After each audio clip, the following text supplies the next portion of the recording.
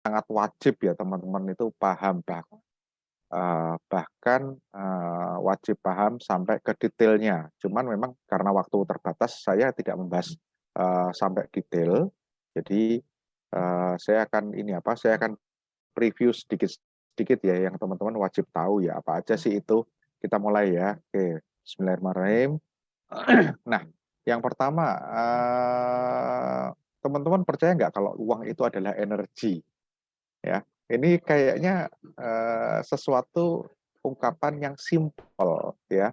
Uang adalah energi, tapi ini dalam realitanya di lapangan kebanyakan orang-orang yang ya contoh lah misalnya kalau kita pas lagi eh, punya duit, omsetnya lagi kenceng nih, itu merasanya jalannya gagah tuh, ya, jalannya gagah. Di mana-mana jalannya gagah, tapi begitu eh, sudah menjelang akhir bulan, apalagi ini harus gajian, harus gaji banyak orang, omset belum nyampe, terus kemudian eh, dekat Lebaran lagi harus ngasih THR juga, wow, itu kan pengeluaran gede banget tuh. Begitu pengeluaran gede, terus mulai lemes, jalan lemes, kemana-mana males kayak gitu. Itu ini apa ya? Saya bilang ini ekspresi bahwa uang itu adalah energi ya teman-teman ya. Nah, sama dengan karyawan-karyawan kita. Pada saat karyawan-karyawan kita ngelihat kok perusahaan kita kok, aduh kok nggak berkembang-berkembang ya. Heeh. Tempat saya kerja kok ini bulan depan saya masih gajian nggak ya? Itu ada pertanyaan-pertanyaan seperti itu teman-teman ya. Itu di benak karyawan-karyawan kita. Ya, itu saya pikir saya pernah ngalami itu pada saat mungkin saya kerja, cuman memang kebetulan alhamdulillah sih saya kerja bukan di perusahaan yang ini bukan di perusahaan yang kecil-kecil, alhamdulillah dapat perusahaan yang besar-besar ya. Pernah sekali kerja tapi nggak lama itu di satu perusahaan kecil yang omsetnya deg-degan. Omsetnya deg-degan karena 80 sampai 90% penyumbang omsetnya adalah saya. Jadi waktu itu saya jadi sales. Nah, itu deg-degannya bukan apa-apa, deg-degannya adalah, aduh komisiku bulan lalu nggak dibayar nih, nanti bulan ini dibayar nggak ya? Padahal target omset mencapai gitu loh. Cuman harus nyukupi nyukupi kebutuhan gaji buat karyawan-karyawan yang lain. Nah itu, oh, akhirnya ya sudahlah. Cuman untungnya alhamdulillah nggak lama, terus kemudian saya masuklah. Terakhir itu saya masuk ke Siemens, teman-teman. Masuk ke Siemens, Siemens kan satu perusahaan besar ya, perusahaan besar multinasional yang sudah mapan ya, mapan umurnya sudah lebih dari 100, kalau sekarang tuh lebih dari 130 tahun kali ya, kurang lebih umurnya. Jadi cukup mapan di Siemens. Bisnisnya banyak, jadi kita nggak pernah ada kekhawatiran. Terus kebetulan saya pegang supply chain di sana, salah satu divisinya di sana, di SCM-nya, supply chain management. Nah itu saya di situ, teman-teman. Nah ini buat saya bekerja adalah belajar, belajar tapi dibayar. Jadi itu memperkaya, benar-benar memperkaya memperkaya wawasan saya uh, tentang manajemen perusahaan dan manajemen keuangan khususnya ya. Kalau background saya sendiri memang di accounting teman-teman ya. Saya lulusan accounting dari salah satu perguruan tinggi swasta di Jogja. Oke, kita lanjut ya. Nah, itu setelah kita ngomong soal uang ya, kita pasti akan bertanya, ada nggak sih bagian dari bisnis kita itu yang tidak terkait dengan uang? Ada nggak? Boleh nggak saya tunjukin contohnya apa? Saya yakin kok nggak akan ketemu deh teman-teman yang tidak terkait dengan uang ya. Uh, saya yakin semuanya terkait dengan uang. Untuk rekrutmen kita terkait dengan duit, ya kan? Yang katanya itu adalah ngurusin SDM, tapi kan terkait dengan duit. Untuk trainingnya mereka juga butuh biaya. Untuk produksi apalagi, produksi pasti butuh duit banyak ya. Riset sama juga, R&D di sebuah perusahaan juga sama. Jadi tidak ada bagian bisnis kita yang tidak terkait dengan uang, teman-teman. Nah, teman-teman juga harus pahami nih, bukan cuman spesifik di usaha kita tok, tapi ada mindset-mindset yang benar-benar fundamental ya teman-teman. Pada saat kita melakukan bisnis, baik itu bisnis yang sudah berjalan ataupun kita mau mengembangkan bisnis baru. Nah, ini yang pertama nih teman-teman, dalam siklus hidup bisnis itu ya, dalam sebuah bisnis ada siklus hidupnya ya. Mulai dari pada saat kita memulai itu biasanya kita mengeluarkan cash duluan. Saya nggak ngomong pendanaannya dari mana ya, tapi yang terjadi adalah keluar cash duluan nih ya. Mau itu modal dari orang lain, pinjaman atau siapapun itu perkara yang berbeda, tapi selalu punya siklus mengeluarkan cash duluan ya. Terus kemudian dari keluar cash itu baru nanti kita mulai dapat penjualan ya. Itu kalau dapat penjualan. Kalau dapat penjualan, otomatis disinilah baru kita dapat profit. Tapi tidak seiring dengan tidak langsung dapat profit ya. Jadi tetap profit itu masih di bawah garis nol dulu, baru nanti sampai ke level tertentu yang sering kita sebut sebagai BEP, break even point, baru kita mulai nih dapat profit nih. Atau kita sebut sebagai misalnya itu ROI, ya, return on investment, pengembalian modal awal kita, baru nanti kita akan mendapatkan profit yang bisa kita nikmati. Makanya sebagai seorang pebisnis, mental yang pertama, salah satu mental yang paling awal dalam membangun bisnis adalah ketahanan kita untuk menunda kesenangan, ya, untuk menunda kesenangan, ya. Kita harus benar-benar memanage uang kita secara baik, kan kayak gitu. Oke.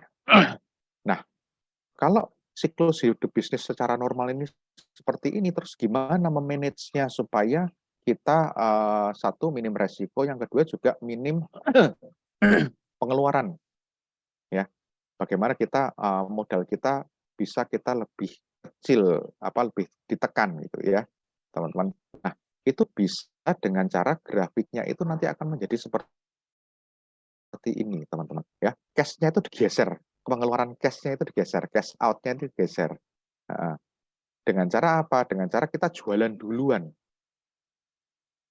Kita cari misalnya pesanan-pesanan pre-order dan sebagainya, seperti itu ya. Kalau di dunia uh, jualan online kan banyak tuh pre-order, PO. Nah, itu pre-order, atau kita bisa misalnya teman-teman yang biasa jualan dengan tipe kontrak, bisa dapetin kontraknya dulu baru kita mulai kerja. Lah biasanya dapat kontrak itu sudah dapat apa namanya DP atau uang muka. Nah itu berarti kita bisa ngatur cash kita lebih baik lagi, lebih enak, lebih aman ya. Cuman hati-hati tuh yang namanya DP ya, duit DP itu adalah uang titipan teman-teman ya, uang titipan dari pembeli kita. Hati-hati memanage-nya, hati-hati megangnya ya. Nah, terus dari situlah baru kita mendapatkan profit kan gitu. Sebetulnya yang digeser hanya cash-nya. Caranya gimana? Ya. Oh iya, ada satu lagi nih teman-teman. Siklus sebuah bisnis itu nanti ada masuk ke sampai level maturity atau bisnis yang sudah matang, bisnis yang sudah mapan. Nah, bisnis yang sudah mapan ini nanti akan cenderung dia itu siklusnya akan mulai menurun nih, mulai menurun. Nah, pada saat menurun itu, sebelum turun kita harus siapkan untuk ini life cycle itu di-extend ke atas, ya, di-extend ke atas. Caranya gimana? Dengan contohnya mengeluarkan produk-produk baru, ya. Nah, ini contohnya ya, yang paling simpel adalah mengeluarkan produk baru atau membuka cabang baru atau membuka bisnis baru ya. Ini untuk memperpanjang siklus bisnis kita ya, untuk menaikkan lagi bisnis kita supaya naik lagi itu teman-teman ya. Terus nah ini perbedaannya teman-teman ya. Ini perbedaan dari dua siklus tadi ya. Siklus yang pertama dan siklus yang kedua. Nah, ini perbedaannya seperti ini. Yang satu bisa digeser nih case-nya. Caranya gimana? Oke, yang pertama nih. Jadi strategi yang pertama dengan asumsi bisnisnya sudah berjalan, suppliernya tetap. Terus bisa aja supplier bertambah bisa, tapi biasanya untuk supplier yang baru biasanya mereka jarang ngasih termin ya. Terus kemudian asumsi yang berikutnya adalah kondisi permintaan atau demand-nya itu cenderung meningkat. Asumsi berikutnya adalah untuk pengembangan di cabang atau lokasi yang baru. Nah, ini yang bisa dilakukan adalah yang pertama adalah negosiasi dengan supplier. Ini contoh-contohnya teman-teman ya.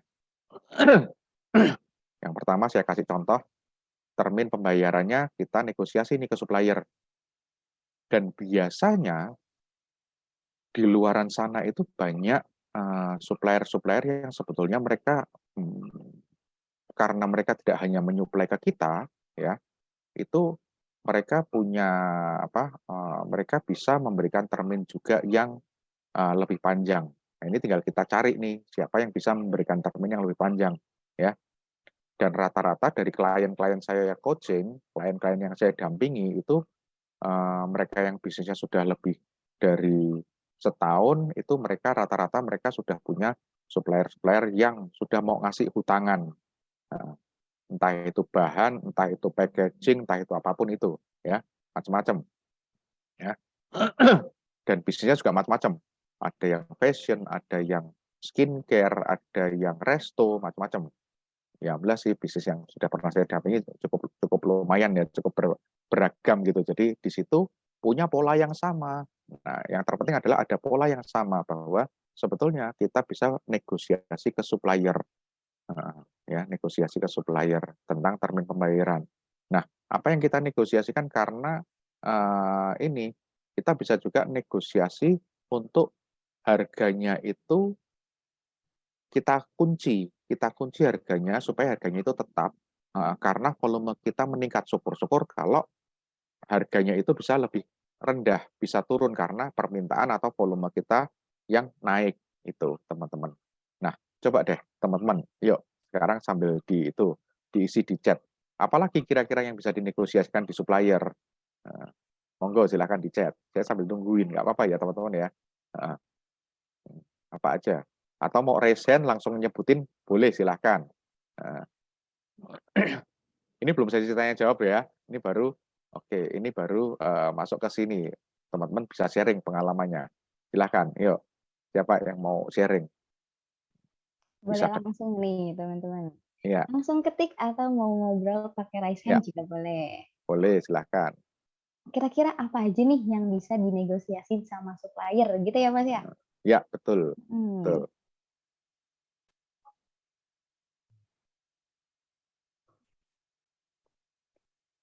Boleh langsung ketik aja, teman-teman. Kalau yang malu-malu, nggak usah malu-malu, langsung ketik aja. Mungkin tadi Mbak Nur nih, Mbak Nur. Boleh nih Mbak Nur sharing di kolom chat. Assalamualaikum warahmatullahi wabarakatuh. Waalaikumsalam. Saya sebenarnya bukan UKM ya, tapi saya kepedean aja ikut Zoom ini. Jadi saya mau bilang ke Om Danya gini, saya itu dropshipper Om. Oke. Saya dropshipper. Nah, saya itu produknya itu fashion itu Nibras. Lah Nibras itu memang punya web yang bisa langsung saya akses dan saya bisa order langsung di situ. Jadi saya pun sebenarnya biarpun dropship bisa menghasilkan omset hingga ratusan juta kalau bisa, tapi memang belum sih. Jadi di sana itu produknya ribuan dan itu saya kalau stoknya aman saya share gambarnya karena itu udah brandnya udah terkenal, jadi banyak juga orderan. Lah itu secara keuangan saya memang aman sih karena orang bayar dulu, baru saya bayarkan ke pusat gitu. Lah itu kelemahan saya itu memang berarti kan saya di situ tidak membutuhkan modal besar gitu. Kelemahannya cuma saya kadang keasikan make profit saya gitu loh. Jadi kadang-kadang baru untung berapa udah beliin anak seperti itu loh. Pengelolaan saya yang masih kurang di situ dan saya keasikan main dropship, jadi kayak merasa ngapain nyetok, wong dropship aja udah enak kayak gini gitu loh Om. Gimana menurut Om Dania gitu? Oke. Eh, sebetulnya gini, tidak ada yang salah dengan bisnisnya teman-teman ya semuanya ya. Mau teman-teman itu sebagai dropshipper atau mau apa, mau sebagai produsen, silahkan ya. Tapi pada intinya ya, nanti saya akan jelaskan juga ada di materinya nanti bahwa semakin teman-teman jauh dari apa, sebentar maaf, saya kebetulan lagi ada di kafe teman-teman ya. Nah ini sebetulnya kalau semakin kita punya value added yang tinggi, itu profit kita berarti akan lebih tinggi. Simpelnya seperti itu ya. Nah, kalau tentang apa, tentang tadi pakai nih duit nih, ini memang harus hati-hati ya, Mbak. Hati-hati banget. Jadi supaya jangan sampai tekor nih nantinya, atau kita nggak bisa bayar, gagal bayar. Ini yang paling bahaya kan di situ ya. Jadi nggak salah kok, bisnisnya nggak salah ya, tinggal nanti dinaikin lagi aja nggak apa-apa, dinaikin terus nggak apa-apa kok Mbak gitu. Oke. Itu sih kira-kira ya kalau saya bilang ya, kalau mau pengembangan sih menurut saya bisnis itu berkembangnya sebaiknya kalau ada di hilir ya makin ke hulu ya, makin ke hulu nih. Cuman tentunya bertahap nih, ada tahapannya. Jadi ada tahapan-tahapannya. Misalnya ini hilir nih ya, hilir atau langsung pemakainya nih. Ya kita ada di sini kan berarti kan. Lah ini semakin ke sana nih, semakin ke hulu. Itu simpelnya seperti itu ya, semakin ke hulu. Tentunya ini step by step dan ini harus nabung. Tadi Mbak siapa tadi maaf tadi? Mbak Nur. Mbak Nur. Nah, Mbak Nur harus nabung Mbak Nur untuk bisa melangkah ke yang lebih besar lagi atau bisa untuk pengembangan bisnis lainnya. Cuman ya kalau memang sudah puas di situ ya kita nggak bisa ngapa-ngapain ya, saya nggak bisa ini maksa. Cuman kalau mau mengembangkan arahnya ke sana ya Mbak Nur gitu. Kalau misalnya itu disisihkan terus untuk investasi dalam bentuk misalnya beli tanah gitu gimana Om? Boleh nggak apa-apa, itu nggak apa-apa. Cuman oke, itu oke lah, saya jawab aja deh, walaupun ini bukan sesi tanya jawab yang itu ya, tapi kalau saya menyarankan yang pertama adalah ini saran saya yang pertama adalah emas, ya, cadangan ke emas dulu. Kalau sudah emas, ini kenapa emas? Emas ini gampang untuk dicairkan sehingga kita kalau butuh modal kerja bisa ambil dari situ, ya. Yang kedua baru nanti masuk ke apa ke properti. Nah, sebetulnya ada satu tahapan yang sebelum masuk ke properti. Apa itu? Ke bisnis yang lain yang menghasilkan passive income. Misalnya seperti franchise. Gitu sih, Mbak Nur. Itu kalau saran saya. Masya Allah Oke. banget nih, Mbak Nur sangat semangat banget nih pengen diskusi langsung sama Mas Dania. Oke, lanjut. Lanjut Siapa lagi Mas. ini? Oh, Ada ini nih ada. Mas. Apa Katanya itu? yang bisa dinegosiasi itu ada diskon dengan volume naik. Betul Ada tadi itu. Mas Ya, Fase. Terus ada betul. Mbak Ayu juga katanya Mas bisa nego jumlah produk dan sistem pembayaran atau jatuh tempo pembayarannya. Betul. Masih sama ya berarti ya. Iya. Sama slide saya ya kurang lebih ya, cuman Iya, dengan betul. bahasa yang berbeda ya, dengan kalimat Oke, yang boleh Mas berbeda. lanjut lagi Mas. Harga, termin pembayaran, kemudahan bayar. Oke, saya lanjut ya teman-teman ya. Oke, nah yang kedua yang teman-teman juga harus kuasai adalah pricing strategi. Jadi strategi menentukan harga ya. Strategi menentukan harga ini kebanyakan yang saya temuin masih banyak dari teman-teman kita yang mengatakan bahwa konsumen cari yang termurah. Ini ada catatannya dulu nih. Yang termurah ini dalam artian seperti apa? Ya. Nah, seringkali kita itu salah persepsi teman-teman. Ya. Persepsi konsumen dan persepsi penjual itu berbeda. ya. Itu yang teman-teman harus pahami ya. Ini mindset ya. Jadi persepsi penjual dan pembeli itu berbeda. Ya.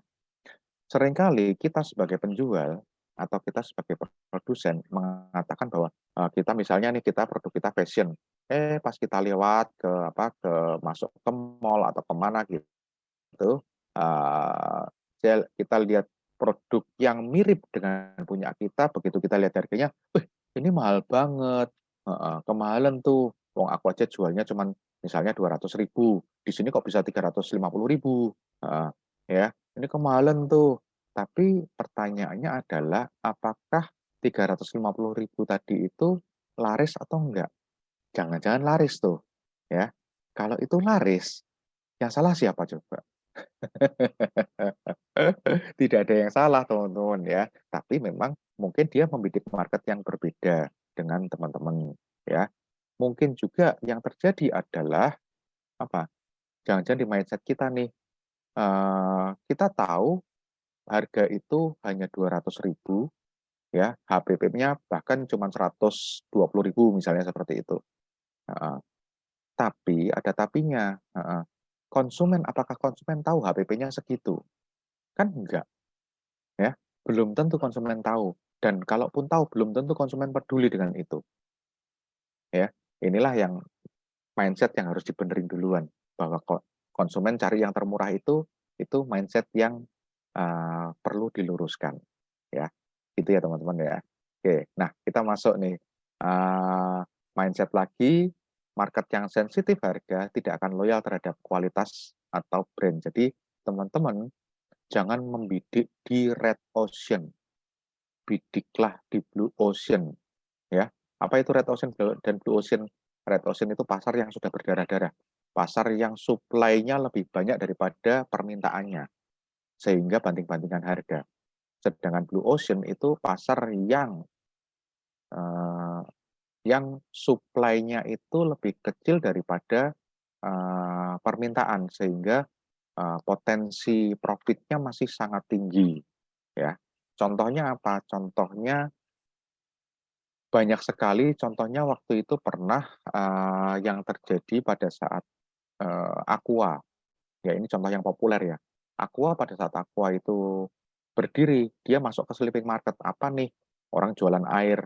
Air mah bisa bawa sendiri kan kayak gitu. Tapi setelah orang pada mulai kenal, praktis juga ya kalau pergi jalan-jalan kemana, kena jalan macet, terus kehausan, bawa air botol aja, air botolan aja. Ya, ini sesimpel itu. Dan yang dibidik juga market yang itu. Akhirnya apa? Akhirnya dia menjadi satu-satunya produsen waktu itu. Sehingga marketnya yang sangat besar di Jakarta contohnya, itu jadi market potensial. Ya, dia masuk ke blue ocean. Setelah dari sleeping ocean atau white ocean, masuk ke blue ocean. Ya, terus kemudian berpindah, naik lagi ke red ocean. Sekarang sudah mulai red ocean, tapi red ocean itu harus cara keluar dari jebakan red ocean adalah memperkuat brand kita. Makanya sampai saat ini Aqua itu tetap memang menurun, tapi tetap nggak goyah sebagai pemain air mineral. Contohnya teman-teman ya, dengan menguatkan brand kita. Oke, lanjut. Nah, penentuan harga itu yang tadi saya bilang ke Mbak Nur tadi, ini ada produsen, ada end user. Nah, pertanyaannya, kalau di tengah-tengah kita, misalnya kita sebagai produsen, ini dibayangkan dulu bahwa kita sebagai produsen nih, terus kita pakai mitra-mitra penjual atau mediator ya, untuk sampai ke end user. Misalnya titip jual, ya, canvassing, titip-titip ke toko-toko, atau kita punya reseller ya. Pertanyaannya, maukah mereka menjual tanpa profit? Atau kita mau nggak jualan ke mitra, lewat mitra tanpa profit juga? Tentunya enggak kan? Nah, disitulah berarti kan ada profit, baik dari produsen ke mitra atau mediator, maupun mediator ke end user ya. Terus, nah disinilah yang penting teman-teman untuk menentukan. Yang pertama adalah harga retail duluan. kalau teman-teman baca buku saya atau di e-course saya selalu patokannya adalah harga retail. Ya, nah, saya selalu patokannya adalah harga retail. Dari harga retail ini baru nanti kita ukur nih harga pokok produksi atau produknya itu berapa sih, berapa persen dari harga retail.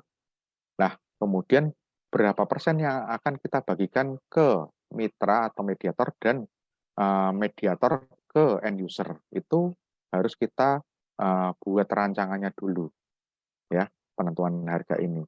Baik itu retail ini dalam artian retail yang benar-benar satuan maupun retail yang bulky. Yang bulky kayak gimana? Misalnya contoh Indomie. Indomie itu kan ada yang retailnya itu yang satuan, ya. Itu sampai di tangan konsumen berapa? Kalau yang masih di retail juga, di level retail juga, yang belinya langsung 5. Kalau kita masuk ke Indomaret atau Alfamart itu kan ada tuh yang sudah dibundling tuh Indomie itu jadi 5. Itu berapa? Atau retail yang kardusan, per kardusnya itu berapa? Per satu kardus. Setelah itu perlu ditentukan harga retailnya duluan. Gitu ya teman-teman ya. Oke, nah ini catatannya adalah mediator atau mitranya itu bisa online, bisa offline ya teman-teman ya. Nah levelnya macam-macam nih. Nah tadi Mbak Nur tadi levelnya, mohon maaf, ada di dropshipper ya, bukan jelek. Tapi kalau Mbak Nur mau mengembangkan bisnisnya, bisa nanti semakin ke kiri, semakin ke hulu ya, gitu ya Mbak Nur ya. Kalau tidak ada level yang lainnya, ya sudah. Cuman biasanya reseller, agen ataupun distributor biasanya deposit duluan, biasanya, atau beli produk duluan. Gitu. Oke. Nah, disinilah teman-teman yang perlu teman-teman lihat. Hulu dan hilir. Posisi teman-teman ada di mana? Coba teman-teman bayangin bisnisnya teman-teman. Hulunya di mana, hilirnya di mana. Nah, terus teman-teman ada di mana? Ada di produsennya yang memproduksi, ada di suplai bahan bakunya, ada sebagai pedagangnya, ada sebagai mitra atau resellernya, atau ada yang sebagai yang mengolah lagi menjadi produk turunan atau produk olahan. Nah, ini unik nih teman-teman. Teman-teman lihat lagi gitu. Nah, masing-masing jarak ini punya profit. Masing-masing jarak ini ada value added, makanya ada profitnya.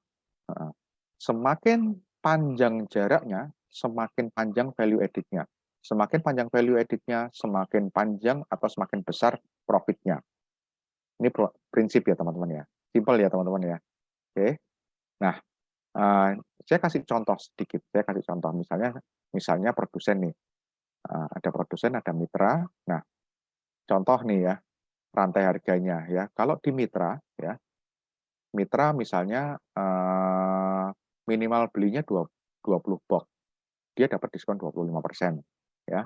Terus kemudian di konsumen ada pack yang diskon nih ya, ada yang diskon. Apa itu? Misalnya saya contohkan adalah satu kotak isi 6, kayak misalnya contohnya donat. Teman-teman kalau beli donat yang satuan dengan yang satu box kecil itu harganya 30.000. Tapi kalau satu box yang lebih besar, yang 12 pieces, harganya 50.000. Ini contoh ya teman-teman ya. Ini yang contoh. Lah, nanti teman-teman, ini adalah harga retailnya. Ini yang 100%. Teman-teman sebetulnya bisa nambah lagi dengan harga ecer.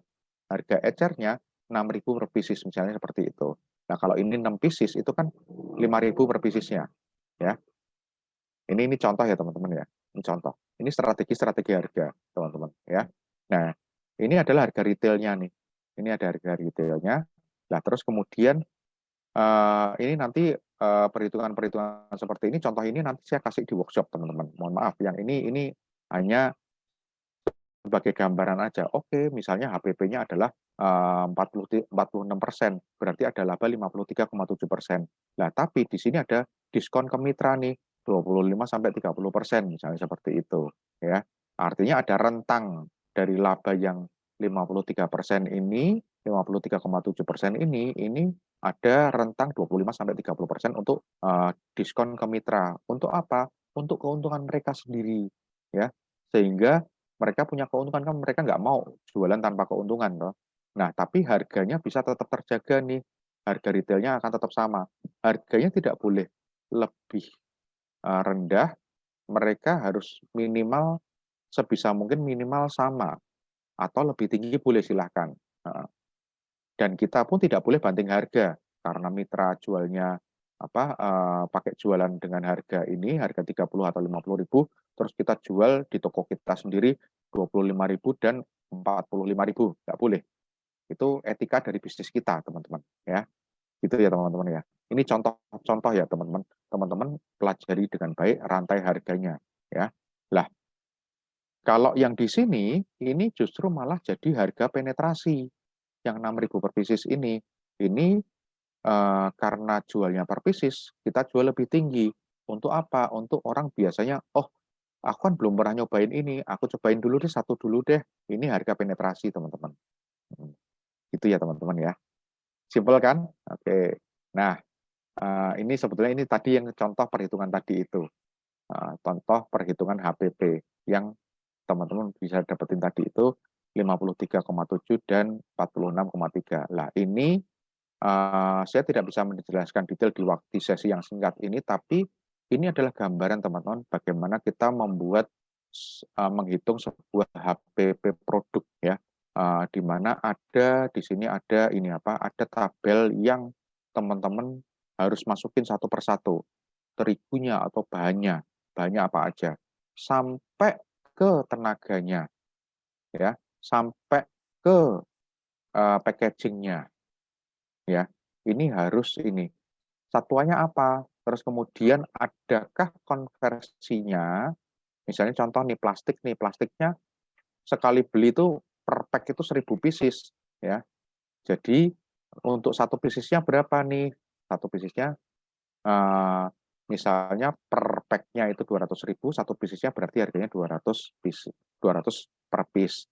Lah, ini setelah ini dihitung semuanya, kalau ini kan total nih, total bahannya, terus ini total tenaga. Lah, setelah dihitung totalnya sekian, tapi jumlah hasil produknya berapa?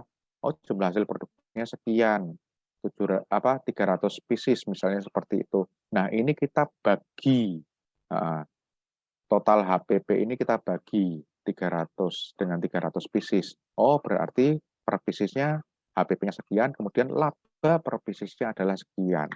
Itu, teman-teman, ya. Misalnya ini harga retailnya adalah 5.000 tadi ya, yang di atas, ya. Oke, gitu. Oke. Nah, ini contoh-contoh. Nah, terus kemudian berikutnya masuk ke laporan keuangan, ya. Oke, kita mau break dulu atau mau tanya jawab dulu atau gimana, Mbak Nurul? Silahkan. Nah, boleh nih, Mas. Tadi mungkin sebelum makasih banyak, Mas, udah cerita-cerita tentang keuangan. Dan kebetulan ada pertanyaan dari teman-teman yang udah kirim di Slido, tapi ada beberapa yang emang anonimus. Jadi mungkin teman-teman yang bisa yang ketika saya bacakan pertanyaannya, mungkin boleh sambil, "Oh, pertanyaan dari saya, Mbak," gitu, itu bisa banget. Jadi, mungkin kita, sesi Q&A dulu ya, Mas. Ya, Ada beberapa silakan. pertanyaan. Pertanyaan pertama itu katanya, untuk retail sebaiknya persentase minimum net profit dari omsetnya berapa gitu, Mas? Oke, Hmm. itu tergantung bisnisnya, tergantung produknya. Sebetulnya tidak ada patokan. Patokannya tetap harga retail. Harga retail apa itu? Harga retail tentunya kita bandingkan ke produk yang lain yang sekelas, yang sama target marketnya. Jadi sebetulnya tidak ada patokan untuk HPP itu berapa persen. No, nggak ada itu. Karena kembali lagi tergantung value added-nya. Saya kasih contoh ya, misalnya tentunya kalau kita jualan beras dengan jualan nasi kan beda, ya. Jualan nasi itu karena dia sudah mengalami value added, bukan lagi beras nih. Kalau beras kan belum ada value added-nya. Lah, di beras itu akan jadi produk yang komoditas yang bisa dibilang dalam tanda kutip red ocean karena penjualnya banyak. Kenapa? Tanpa value added. Sedangkan nasi itu lebih sedikit. Lah nanti nasi dengan nasi goreng juga akan berbeda. Ada value added-nya lagi. Padahal kalau kita lihat HPP-nya mungkin tidak selisih banyak antara beras ke nasi goreng. Ya, gitu ya. Itu gambaran sederhananya seperti itu. Ya. Jadi kenapa tidak ada patokannya di situ? Lah nanti berbeda penyajiannya nasi goreng di pinggiran dengan nasi goreng yang sudah di rumah makan atau di restoran atau bahkan sampai ke hotel bintang 5 misalnya kayak gitu. Itu pasti akan berbeda. Gitu kira-kira ya.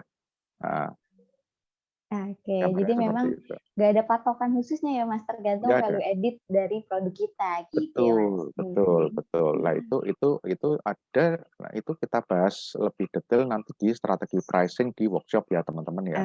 Wah, Oke. apa tuh Mas workshop? Mungkin nanti kita spill dikit kali ya Mas. Ya. Silakan.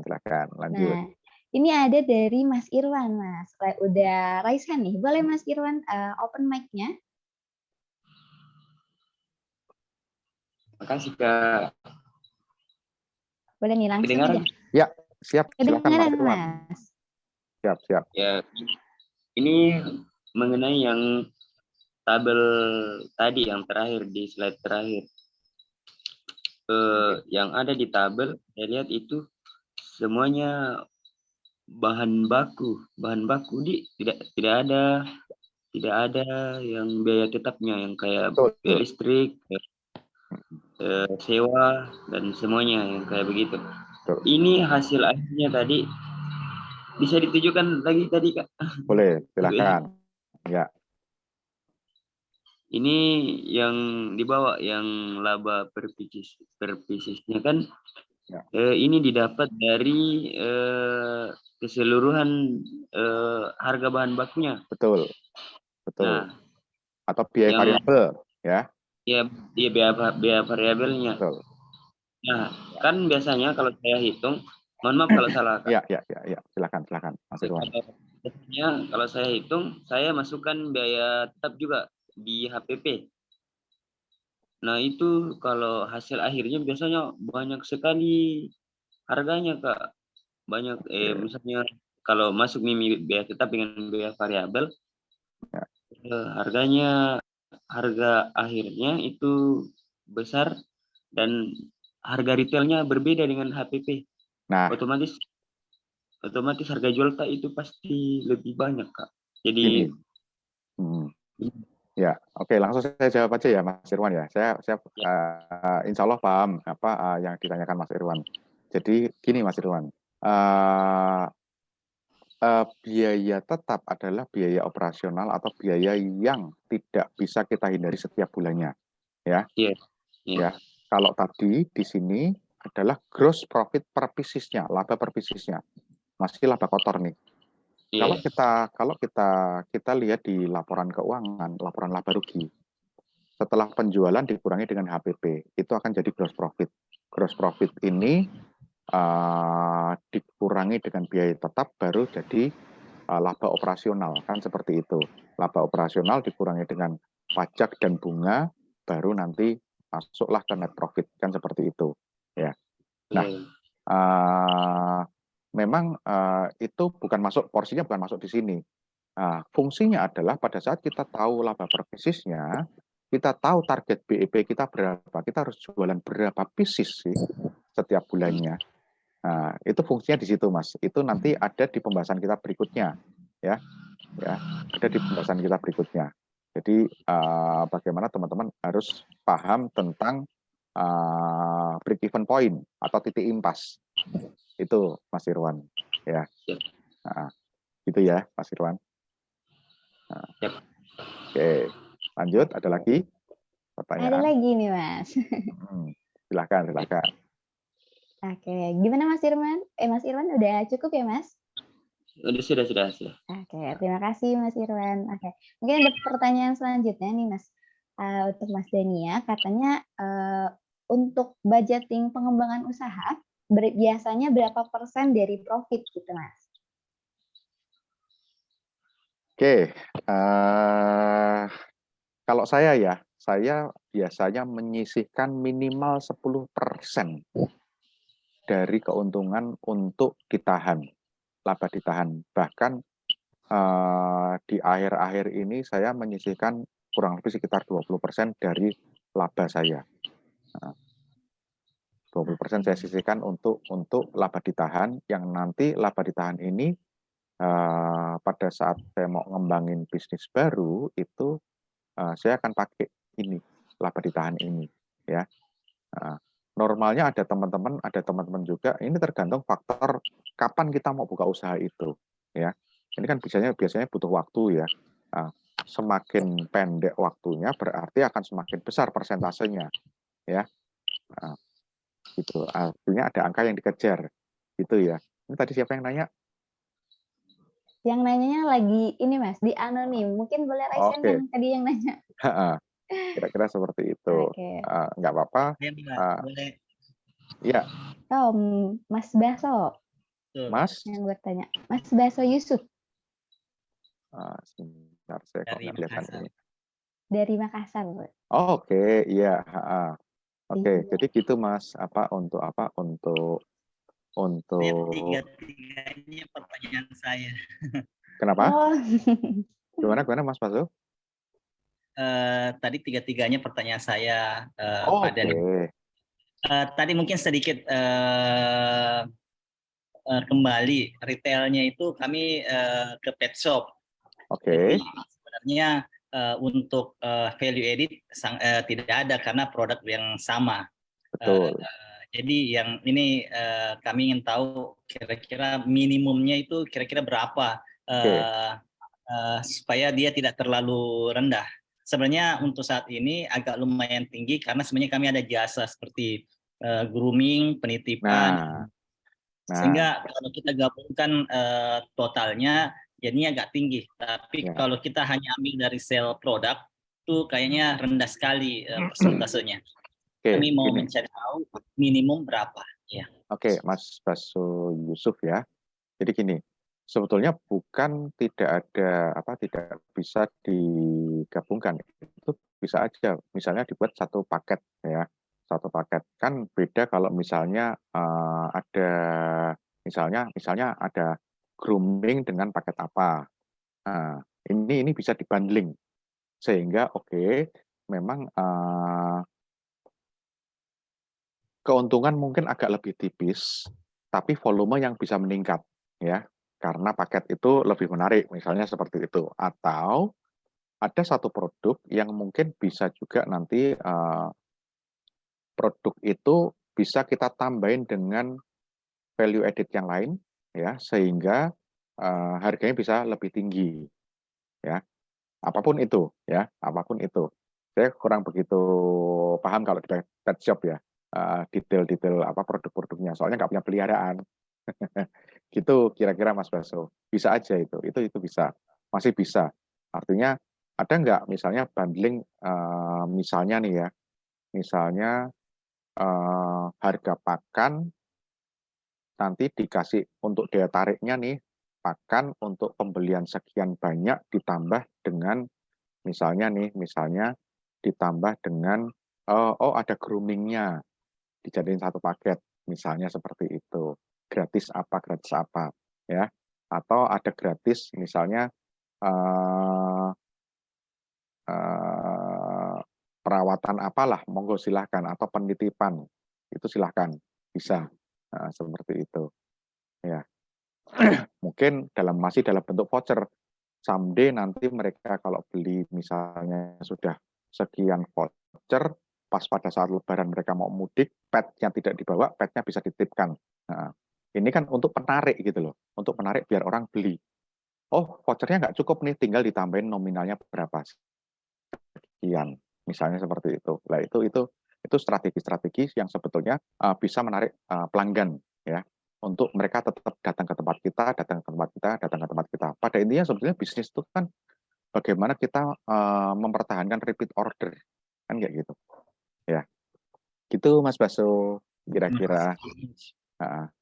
Dapat insight? Ya, sangat. Sip. Sip, sip, sip, sip, sip. Alhamdulillah. Nah, terima Terima kasih. kasih. Yuk, Oke. kita Wah, lanjut udah ya. makin panas ya, Mas. Nah, kita lanjut ya. Iya, boleh Oke. Mas lanjut aja. Oke. Ilmu yang wajib juga teman-teman pahami tentang bisnis berikutnya adalah laporan keuangan. Di laporan keuangan, teman-teman wajib tahu tentang prosesnya ya. Saya bilang prosesnya, teman-teman wajib tahu, tapi tidak perlu detail melakukannya. Ya, nah, ini prosesnya adalah sebuah transaksi itu dicatat. Kalau di dalam akuntansi dinamakan jurnal. Lah, jurnal ini yang nanti diproses akan menjadi laporan laba rugi. Ini saya pakai hierarki ya. Yang pertama, laporan yang perlu teman-teman punya adalah laporan laba rugi. Ya, misalnya dalam 1 bulan. Ya, terus kemudian baru laporan neraca. Nah, terus yang terakhir adalah cash flow. Kenapa cash flow saya taruh di bawah? Sebetulnya cash flow itu teman-teman kalau transaksinya itu cashless, itu teman-teman bisa cari semuanya ada di rekeningnya teman-teman. Ya. Nah, jadi sudah otomatis dibuatkan oleh bank dalam tanda kutip seperti itu. Cuman cara membacanya berbeda. Ya. Cara bank membukukan dengan kita itu kebalikannya. Yang debit adalah kredit kita, yang kredit adalah debit kita. Ya, yang kredit di bank adalah debit kita. Nah, cara bacanya gitu ya teman-teman ya. Artinya kalau ada duit masuk, misalnya ada transferan pembayaran dari customer ke kita, itu bank mencatatnya di kredit. Buku bank ya, buku bank dicatat di kredit. Kenapa? Bank mencatat dia punya hutang ke kita. Duit itu ada duit kita, bukan duitnya dia. Gitu ya teman-teman ya. Itu sederhananya seperti itu. Sebaliknya pada saat kita punya pengeluaran, kita membayar supplier, kita transfer ke supplier, bank mendebet rekening kita, yang mengurangi saldo kita. Itu teman-teman ya. Itu prinsip yang pertama. Terus kemudian laporan laba rugi ini mencerminkan apa? Ini adalah rekap operasional, di mana isinya adalah pendapatan dikurangi biaya. Nah, terus kemudian di sini juga yang terkait dengan pajak, khususnya pajak penghasilan, ya, laporan laba rugi. Jadi kenapa laporan laba rugi itu wajib dibuat duluan, ya. Oke. Terus kemudian kalau neraca itu adalah aset sama dengan utang plus modal, ya. Jadi asetnya perusahaan teman-teman, bisnis teman-teman itu berapa sih? Stoknya berapa, cash-nya berapa, kendaraan berapa, nilai apa, misalnya ada properti berapa, atau misalnya nilai sewa-sewanya berapa, itu kan aset tuh.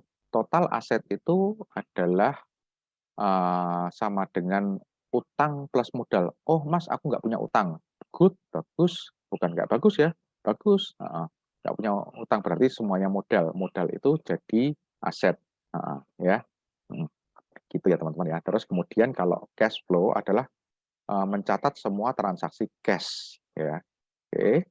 Nah, ini contoh-contohnya ya teman-teman. Formatnya seperti ini. Laporan laba rugi itu seperti ini. Jadi hanya ada 2 bagian atas dan bagian bawah. Bagian atas adalah duit masuk, bagian bawah adalah duit keluar, ya. Nah, yang atas adalah menaikkan profit, yang bawah itu mengurangi profit. Simpelnya seperti itu. Lah, kalau teman-teman bisnisnya belum profit, saya sangat menyarankan teman-teman fokusnya ada di penjualan duluan. Baru nanti mengefisienkan. Fokusnya diubah. Yang tadinya 80%, kalau sudah mulai mapan bisnisnya, penjualan sudah mulai bagus, yuk diefisienkan. Fokus yang 80% itu mulai digeser tuh. Jadi misalnya 50% penjualan, karena kan sudah running nih, 50% lagi untuk kita fokus untuk apa ini yang bisa diefisienkan, apalagi yang bisa diefisienkan. Jadi teman-teman fokusnya seperti itu, jangan buru-buru langsung pengen mengefisienkan semuanya. Bukan nggak baik, baik-baik aja, cuman nanti lupa kalau penjualannya itu ternyata belum stabil. belum nutup nih. Nah, itu ya teman-teman ya. Oke. Nah, kalau neraca ini seperti ini ya. Sebetulnya kekayaan perusahaan teman-teman yang dimiliki perusahaan teman-teman adalah ini nih, neraca. Di aktiva. Ini adalah pasiva ya. Aktiva itu urutannya sudah standar. Dari atas ke bawah itu dari mulai yang paling liquid, artinya di sini biasanya cash, sampai ke yang tidak liquid. Tidak liquid itu contohnya misalnya ada properti. Ada properti yang itu karena properti biasanya tidak mudah untuk menjualnya.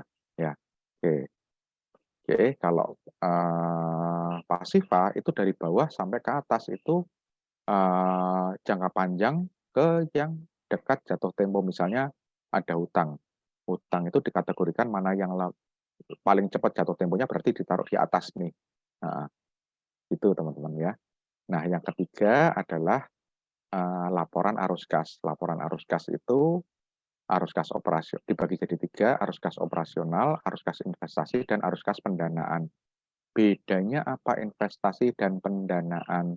Pendanaan itu dari luar. Kalau investasi itu kita investasi ke dalam, misalnya pembelian mesin, terus pembelian kendaraan, ini berarti arus kas investasi ya. Kalau pendanaan itu misalnya kita pinjem dan kita harus mengembalikan. Jadi ada masing-masing ada in dan out. In dan out. Arus investasi, innya apa? Misalnya ada kendaraan kita yang kita mau remajakan, kita jual duluan nih. Atau mesin kita jual ya. Nah, itu masuknya ke arus kas investasi. Terus kemudian kita beli lagi mesin yang baru atau kendaraan yang baru, juga masuk ke sini, teman-teman. Kalau operasional itu yang rutin, kegiatan rutin kita ya.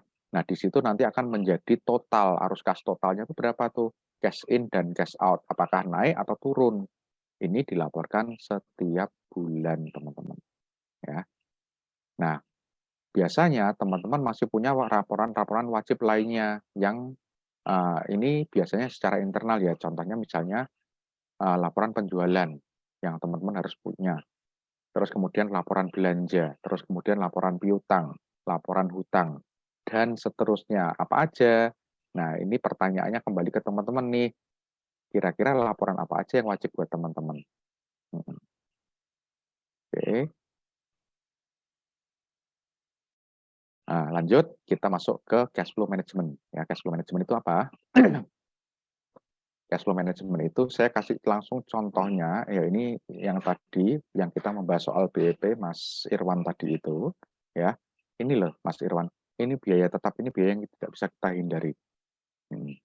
Ya, yang itu harus kita tutup ya dengan penjualan. Jadi ada biaya variabel dan kemudian ada, kalau biaya tetap dan biaya variabel itu dijumlahkan menjadi biaya total. Nah, ini akan ditutup oleh penjualan kita ya. Harga jualnya kan lebih tinggi ini dari biaya total. Nah, inilah atau slope-nya, kemiringannya lebih tinggi dari biaya variabel dari HPP-nya ya tadi ya. Nah, disinilah titik BEP-nya ya, break even point, di mana kondisi kita tidak rugi tapi kita juga belum untung nih. Nah, kalau di bawah ini berarti kita masih dalam kondisi rugi. Kalau di sini kita kondisi laba, itu teman-teman ya. Nah, oke.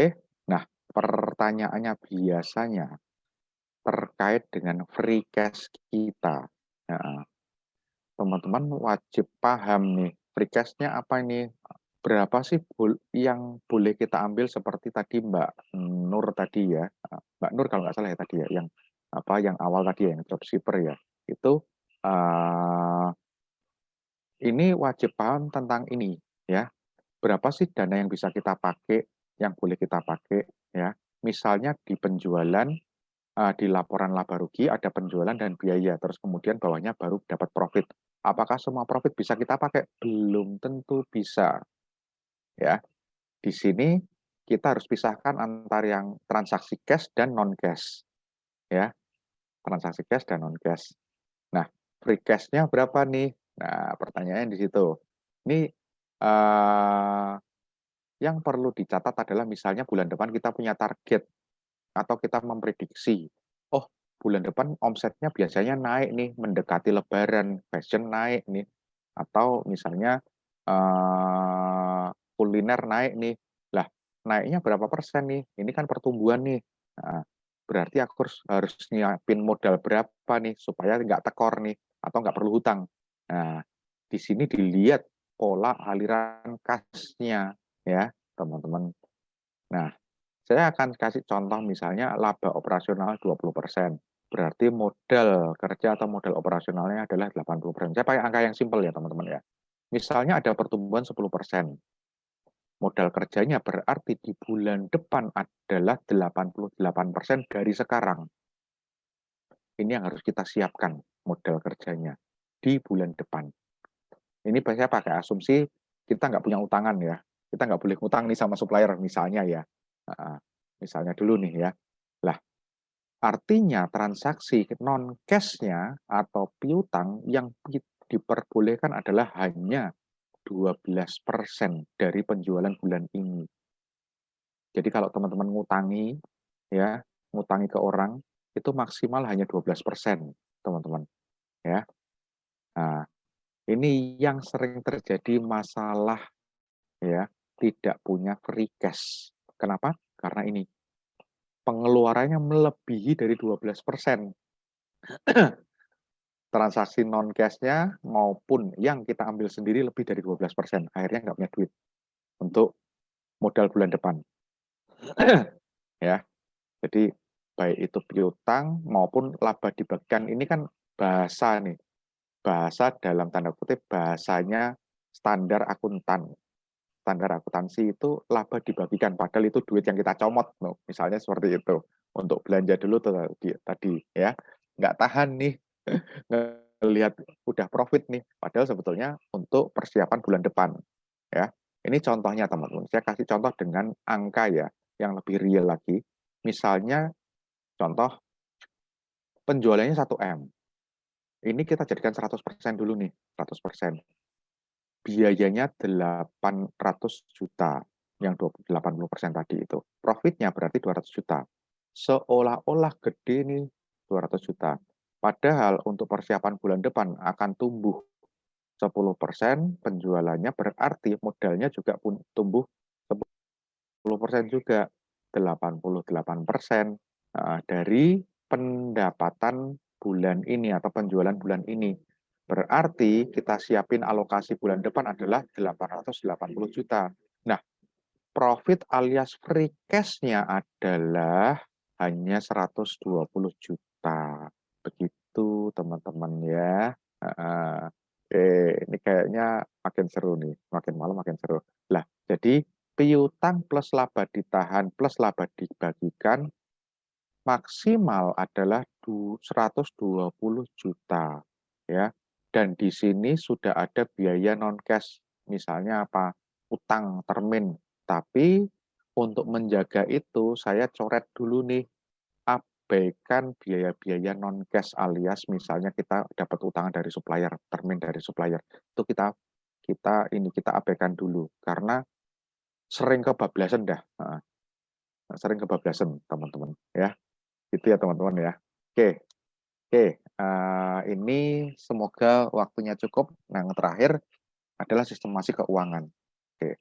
Nah, sistemasi keuangan ini bukan sesuatu yang rumit. Ini sesuatu yang sebetulnya mudah, teman-teman. Teman-teman mendisiplinkan diri sendiri dan anak buah, ya. Di dalam sistemasi keuangan, biasanya kita harus paham dulu nih, uang kita tuh ada di mana aja. Ada di properti, ada di kendaraan, di bisnis kita ya, saya ngomong di bisnis kita. Terus kemudian mungkin ada di pergudangan atau ada di stok barang. Ya, tentunya juga ada cash yang ada misalnya di bank. Ya, boleh di bank, boleh di tempat tidur, monggo silahkan deh. Ya, oke. Nah, ini harus dipahami di mana potensi-potensi kebocorannya. Apakah ada potensi kebocoran yang paling sering adalah potensi kebocoran di proses pembelian. Ya, entah bagian purchasing-nya main, entah itu kita hanya single supplier, itu kan sebetulnya berpotensi sebuah kebocoran. Terus kemudian di proses penerimaan barang, maksudnya proses penerimaan barang, potensi kebocorannya apa? Ada barang-barang yang rusak, yang masih juga diterima, itu kan kebocoran. Atau ada barang-barang yang salah hitung, itu kan juga kebocoran, ya. Itu ya teman-teman. Terus kemudian ada di proses pembayaran. Proses pembayaran ini kebocorannya apa? Yang tidak prosedural biasanya, ya, yang tidak prosedural. Jadi pembayarannya itu karena urgent, kita bayar, kita keluarin cash, ya, bukan lewat proses-proses pembelian yang normal, ya. Terus kemudian di sistemasi keuangan itu ada potensi kebocoran di proses produksi, ya. Ya ini macam-macam, mulai dari bahannya yang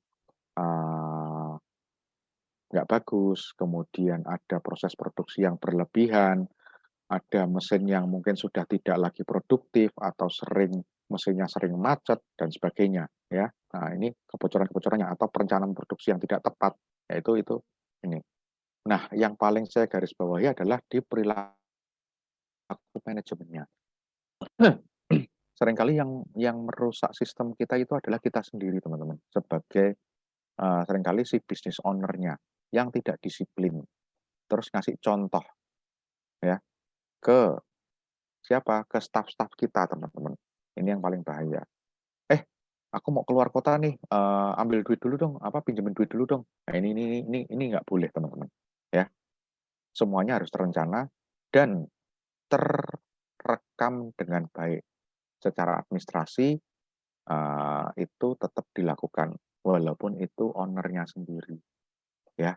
Gitu ya, teman-teman, ya. Oke, saya pikir untuk malam ini cukup. Oke, kita sambung ke tanya jawab lagi. Oke, wah keren banget ya Mas, informasi-informasi menarik tadinya.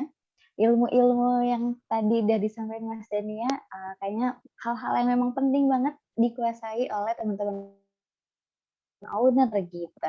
Karena keuangan tadi kan emang bisnis sangat berkaitan erat dengan keuangan gitu. Nah, sekarang kita langsung aja masuk ke sesi diskusi atau tanya jawab. Kebetulan nih Mas, udah ada pertanyaan yang ngantri di Slido. Katanya, ada yang udah raise hand juga. Wah, semakin malam semakin ramai ya, Mas. Siap. Oke. Mungkin kita gantian dulu. Boleh Mbak Naili Ardana? Halo Mbak Naili Ardana. Ya, selamat malam Mbak Nurul. Boleh nih, Mbak. Selamat malam Mbak Naili. Iya, saya mau nanya mengenai tadi ya poin di pricing strategi ya. Ya, oke. Tadi kan antara persepsi konsumen sama penjual itu berbeda. Ya saya meyakini hal itu juga. Tapi ketika kita melakukan canvassing ya, kebetulan saya juga melakukan distribusi offline ke beberapa retail. Nah, retail itu selalu menekan harga, minta harga yang terbaik. Harga yang terbaik kan artinya harga yang termurah nih Pak ya. Ya. Nah, sedangkan kita kalau sudah mengatur harga demikian gitu kan. Kadang saya bingung untuk meyakinkan retail tersebut. Kebetulan nih saya masih di ASEAN. Produk saya cemilan dan kebetulan belum banyak kompetitornya. Saya kan tinggal di daerah jadi bahan baku tuh mudah. Ketika saya bawa distribusi ke kota besar, sementara masih di Surabaya, itu sangat sulit untuk meyakinkan retail bahwa produk ini tuh bagus dan maksudnya belum ada kompetitor yang masuk, terus harga nggak jadi masalah untuk konsumen, cumanya retail itu selalu menekan harga Pak ya, minta harga terbaik gitu Kak. Oke, terus? Itu apa yang dilakukan gimana? Mbak Naili? Gimana? Yang dilakukan Mbak Naili biasanya apa? Kebetulan saya kan memang bagian produksi aja sih Pak. Cuman yang diceritakan oleh suami saya yang jalan canvassing itu tuh kayak gitu. Dan akhirnya ya kita ngasih harga sedikit lebih bawah dari harga yang kita tawarkan. Mungkin turun 1.000 2.000 kayak gitu Pak ya. Terus sementara di situ dulu, nanti kalau ada nama bisa Pak ya. Saya masih bingung, apalagi di cash flow management ini agak bulat nih buat saya. Iya, karena waktunya singkat kita ya. Iya. Oke. Lanjut ya, Mbak. Iya, sementara itu dulu Pak. Oke. Gimana caranya? Oke. Yang terbaik adalah survei, Mbak. Kalau buat saya yang terbaik adalah survei kompetitor, apakah benar seperti itu. Satu itu. Yang kedua,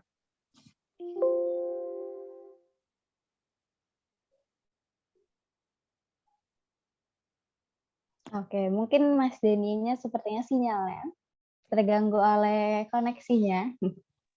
Jadi mungkin kita ngobrol-ngobrol sedikit dulu aja sambil nunggu Mas Denny ya. Kita kita rangkum, kita cerita-cerita terkait tadi yang udah disampaikan Mas Denny ya, bahwa ternyata di dalam di dalam bisnis ini sangat berkaitan erat sama keuangan ya. Dan tidak bisa kita pungkiri juga katanya tadi uang sama dengan energi. Nih, saya mau tanya Mbak Naili, bener gak tuh Mbak, uang sama dengan energi? Dari Mbak Iya, Naili betul banget sendiri. Mbak. Iya, betul banget. Uang itu adalah energi, itu benar banget. Jadi ketika cash flow lancar itu ya, itu energi kita tuh kumpul kayak gitu loh. Terus rencana-rencana ke depan itu kayak terpampang nyata, oh kita bisa meraihnya kayak gitu Mbak. Sangat optimis jadinya ya Mbak. Iya, betul.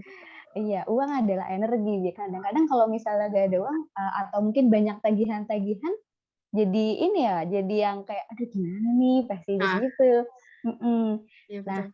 iya. Dan untuk teman-teman, jangan kemana-mana dulu nih teman-teman, karena selain ilmunya yang sayang banget buat dilewatin, ada informasi juga yang sayang banget buat dilewatin nih teman-teman. Nanti di akhir acara kita bakal ada informasi menarik dan pastinya ilmu-ilmu yang sangat bermanfaat buat kita juga. Nah, mengupas tentang tadi materi sama dengan Mas Denny ya, ternyata kan ketika kita pricing harga nih, nah udah ada lagi Mas Denny ya. Sorry. Iya, Laptopnya lupa dicolokin. Iya, nggak apa-apa Mas. Oke, gini. Tentang harga tadi ya. Yang kalau buat saya kembali lagi ya, harga adalah customer yang menentukan, bukan kita. Jadi survei, Mbak. Survei, lihat kompetitor yang lain biasanya kalau nitip itu harganya berapa sih? Termnya seperti apa sih? Lihat survei ke beberapa toko. Ya. Survei ke beberapa toko sehingga kita tahu, oh patokannya tuh sekian. Nah, itu. Terus kemudian kita buat standarisasi sendiri. Nah, kita buat standarisasi untuk canvassing, untuk nitip-nitip itu. Yang terpenting di nitip-nitip ini adalah apa? Terminnya yang perlu dicatat, recording ininya apa? Terminnya. Jangan sampai nanti duitnya nyantol kebanyakan gitu loh.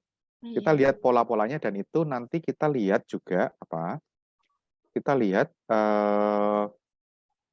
perilaku dari tiap-tiap reseller ini, toko-toko yang kita titipi. Mana yang, oh ini biasanya bayarnya lama nih, bayarnya lama, kita harus ini apa?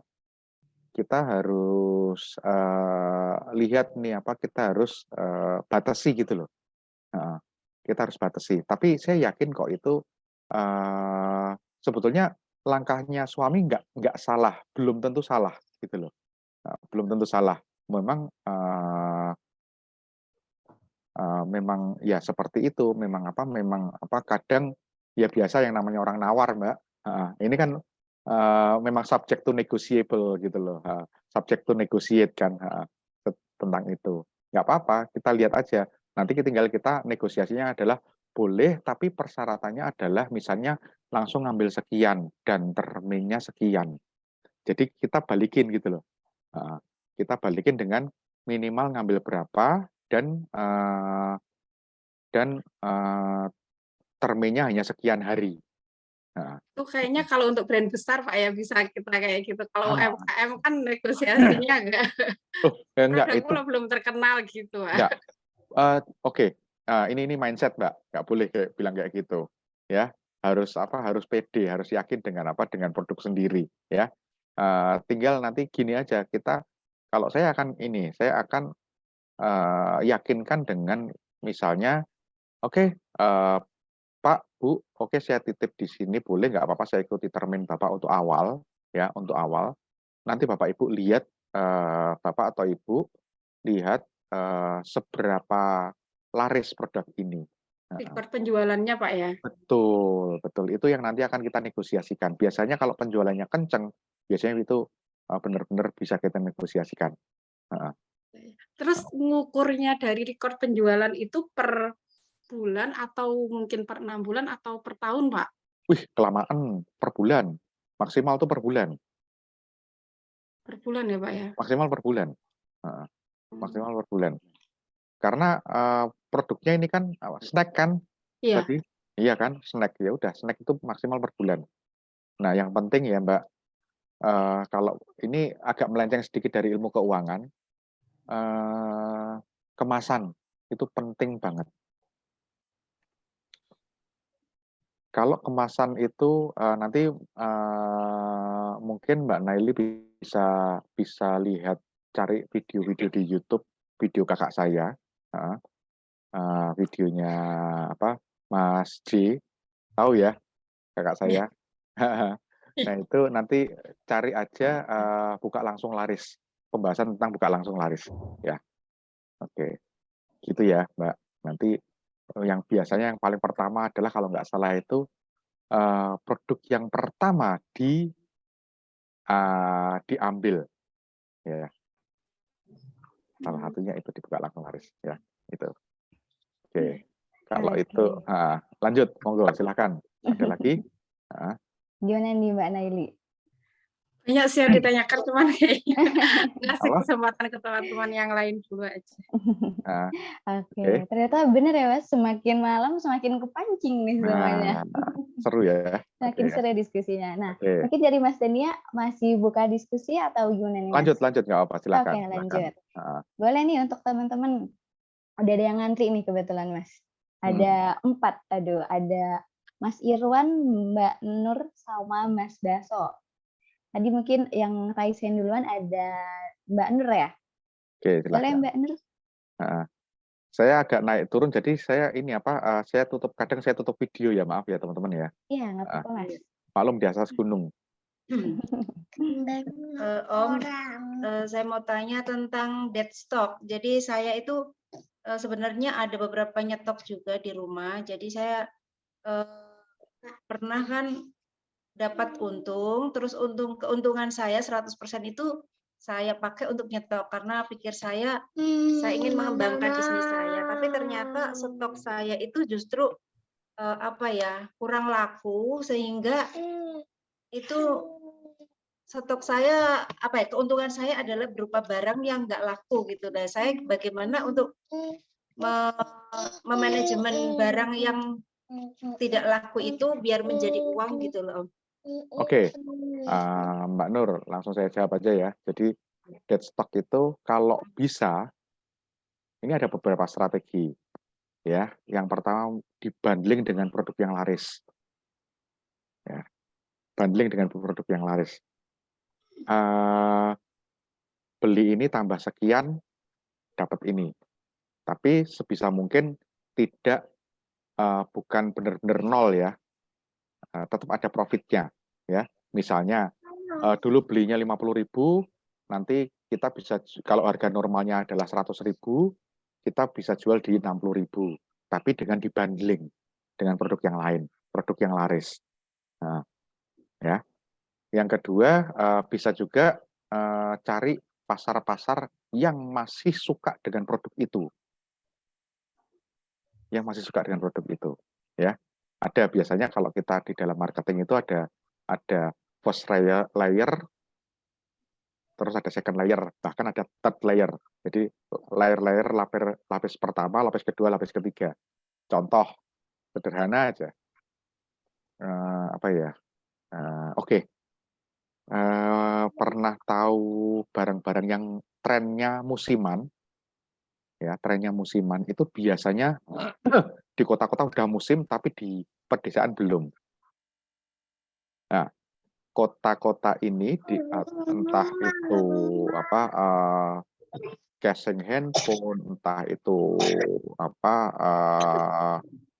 apa yang spinner kayak gitu, macam-macam lah ya barang-barang seperti itu punya strategi first layer, second layer, bahkan kerudung sekalipun ada first layer, ada second layer. Nah, cari market ke second layernya dulu. Itu biasanya harganya masih cukup normal, walaupun tidak normal banget, ya. Yang tadi saya sebutin mungkin bukan 100.000, tapi mungkin 75.000 masih dapat, masih lakukan lumayan tuh second layernya. Jadi Gitu. nggak boleh Itu jual sih rugi. kalau saya rasa itu. Nggak boleh.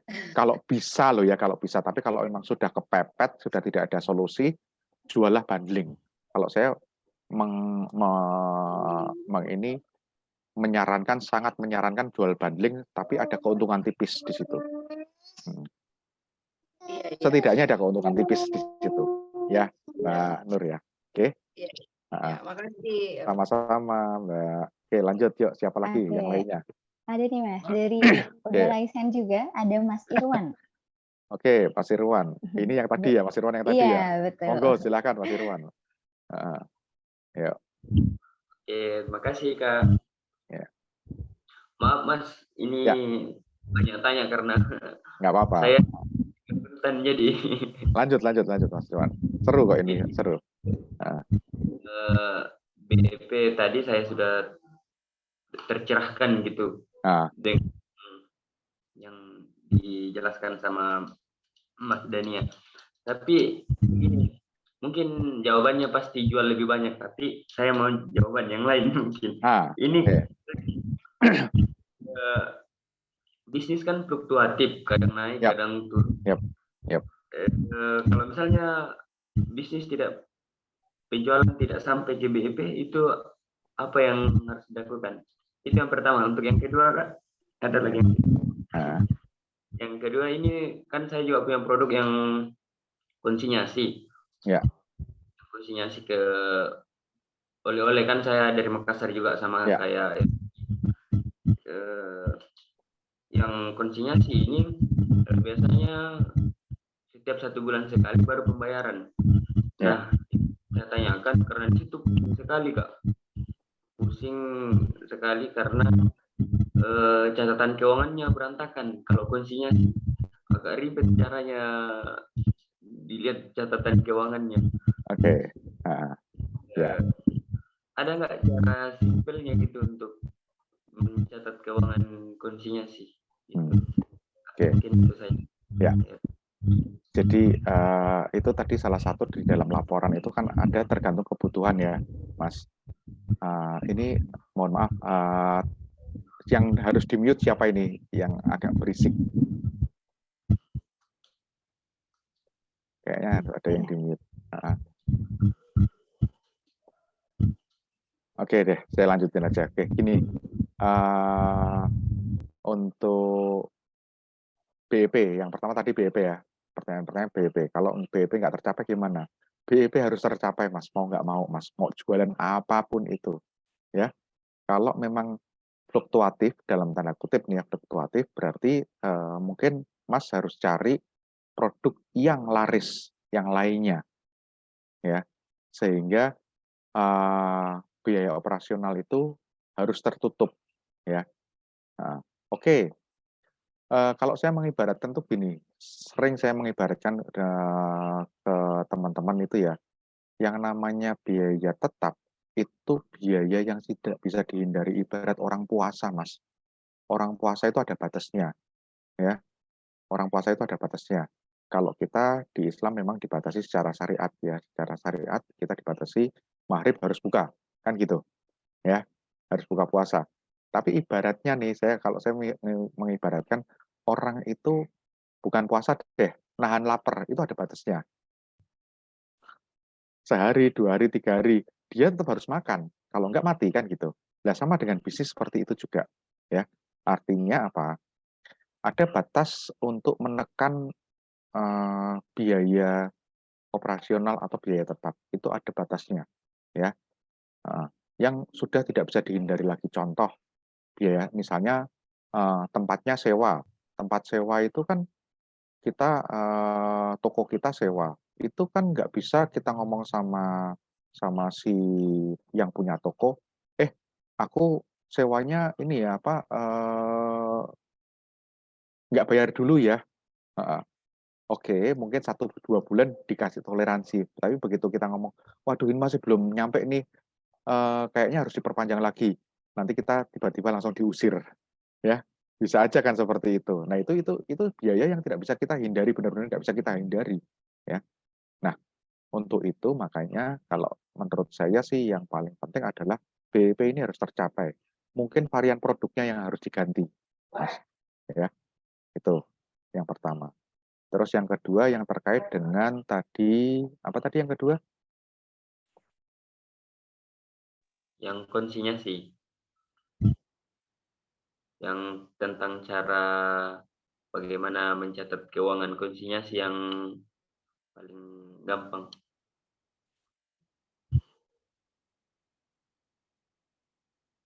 Halo, maaf. Ya, Mas Denia sepertinya masih di mute. Keputus ya, keputus ya, maklum di gunung. Oke, untuk konsinyasi itu di dalam akuntansi itu dicatat sebagai penjualan itu dicatat setelah barang itu diterima oleh konsumen. Ya, itu. Nah, konsinyasi kita mencatatnya ada 2 catatan, Mas. Yang pertama adalah catatan barang itu dititipkan. Yang kedua adalah pada saat kita stok opnam ke toko yang kita titipi. Ya, ada 2 catatan itu. Nah, pada saat stok opnam ini misalnya sudah terjual sekian banyak, ya. Nah, ini sekian banyak ini sudah ditagih semua, dibayar semua atau belum?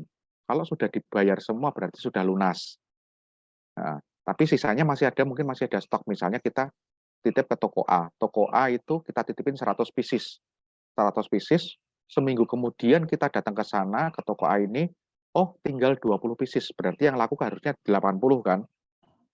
Nah, 80 ini dia baru bayar 50, berarti dia masih punya utang 30. Jadi sebetulnya ada 3 bagian catatan, Mas. Catatan pertama, berapa kita titip. Yang kolom kedua adalah berapa terjual.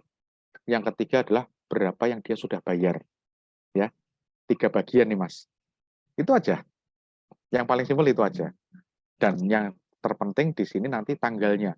Tanggal berapa kita masukin, tanggal berapa kita stok opnam, tanggal berapa dia bayar. 3 itu. Ya. Ini harus ada catatannya. Gitu, Mas. Nah, nanti masing-masing akan masuk ke laporan bulanan masing-masing. Sesuai dengan bulan yang berjalan. Paham, Mas Irwan? Gitu ya? Oke. Lanjut, bisa kita lanjut? Oke. Boleh, Mas, lanjut. Sip. Ada dari Mas Baso nih, udah standby di tadi Tyson. Boleh, Mas Baso? Oke, silakan. Saya sinyal kayaknya agak mohon maaf. bagus ya. Lanjut. Ya, Coach, ini saya sudah beli bukunya juga ini. Wow. Ya. Masya Allah. Dan sebenarnya dari buku ini alhamdulillah sangat tercerahkan. Mungkin kami ada 2 pertanyaan. Yang pertama, untuk tahapan sistemasi atau untuk persiapan untuk buka cabang, kira-kira dari level dari sisi keuangan, maka aspek yang mana saja yang sudah harus beres begitu, Coach. Itu yang pertama. Yang kedua, kami kebetulan tadi karena retail, kami punya item itu banyak sekali, kurang lebih sekitar 800 item. Walaupun sebenarnya ada pengulangan, misalnya ada yang varian 20 kilo karungan, dan ada juga yang ini karungnya nanti kita akan bagi dalam kemasan 1 kilo. Nah, ketika kemarin saya mencoba untuk membuat reorder point EOQ-nya, Ya. economic order quantity dan ROP-nya itu saya kewalahan coach karena satu untuk jenis barang ini pakai feeling saja. Oh kayaknya ini dalam sekian berapa sak yang terjual, maka kita akan kali itu dengan perhitungan yang ada di sini. Cuma untuk barang yang kira-kira sama, misalnya tadi ada yang 20 kilo, tapi kalau misalnya nanti ini 20 kilo, ternyata dia nanti akan dibuat dalam bentuk kiloan, ini yang akan sulit saya menginginkan coach. Mudah-mudahan bisa dipahami ya. Kira-kira bagaimana strategi untuk menentukan bahwa yang ini berapa kebutuhannya, yang satunya lagi yang curahnya itu berapa banyak kebutuhannya. Ya, gitu mungkin. Oke. Itu semuanya terdata, harusnya didata di data penjualan, Mas. Record penjualannya berapa? Nah, itu yang harus dilihat dari record penjualannya. Jadi berarti Mas udah nyampe ke, kalau sudah sampai ke situ berarti sudah nyampe ke BEP yang multiple produk ya, Mas ya? Iya, tapi loncat-loncat juga. Nah, oke. Karena BEP-nya kami kayaknya sih alhamdulillah tercapai, cuma itu karena mungkin recordingnya masih semuanya bagus. Jadi terkadang ada data yang belum real. Oke. Nah, kalau aku menyarankan tetap kita pakai data real, ya, jangan pakai feeling deh. Feeling itu nanti setelah kita punya data.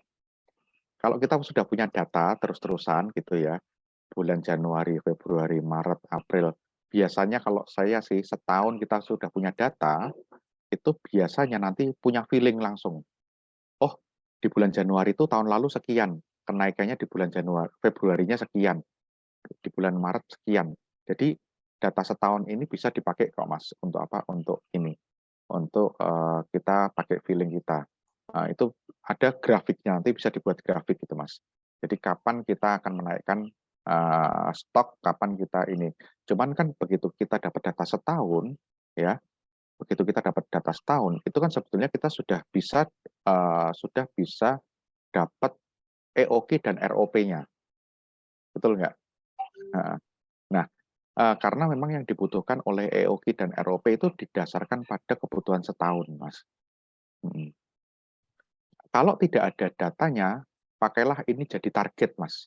Jadi mindset-nya diubah sedikit bahwa ini bukan data, tapi ini adalah target penjualan. Target penjualan itulah yang harus dipenuhi. Nah, nanti kita bisa adjust per siklusnya, per periodenya. Misalnya satu periode EOQ-nya adalah 2 bulan. Ternyata realnya bukan 2 bulan nih, tapi hanya 1,5 bulan. Nah, ini yang harus nanti di-adjust, Mas. Disesuaikan. Ya. Oh, aku nggak boleh nih, berarti dataku harus dinaikin nih. Jadi 1,5 bulan karena penjualannya lebih cepat nih ternyata nih. Atau justru malah molor, lebih lambat. Nah, itu tinggal di-adjust aja. Tapi setidaknya itu jadikan target. Itu yang dijadikan target dulu. Itu sih Mas, kira-kira kayak gitu. Ya. Sedikit, Coach. Ya, silakan. Jadi kalau misalnya itemnya oke kalau satu sama, Ya. tapi kalau misalnya item yang sama ini terkadang harus di-ecer. Jadi dia mungkin kemasan 10 kilo. Jadikan apakah ini yang agak sulit karena dia di item penjualan dia ada dua, ada yang kiloan, ada juga yang dalam bentuk 10 kilo. Nah, ini menentukan ini gimana, Coach? Oke. Nah, ini sama. Produknya harus di-define, Mas. Di penjualan itu, dicatatnya itu produk yang 20 kilo sendiri, jadikan satu item produk sendiri, varian produk sendiri. Terus ada varian produk yang kedua adalah varian produk 1 kiloan. Jadi itu harus dibedakan, Mas. Sehingga nanti kita punya record, oh untuk yang 20 kiloan itu dalam 1 bulan kejual sekian, yang 1 kiloan kejualnya sekian. Nah, nanti kan ada total nih. Totalnya kan dapat nih. Nah, tapi di situ ada persentase. Oh, persentasenya adalah sekian sama sekian. Itu ada di multiple product yang di laporan penjualan. Contoh laporan penjualan multiple product itu, Mas. Persentasenya yang harus didapetin. Kira-kira kayak gitu ya, Mas ya. Paham, dapat ya poinnya ya. Sip. Oke, Pertanyaan thank you. pertama mungkin Coach tadi yang pertanyaan pertama kalau untuk tahapan sistemasi, kira-kira yang harus siap dulu dari sisi keuangan itu seperti apa, Coach?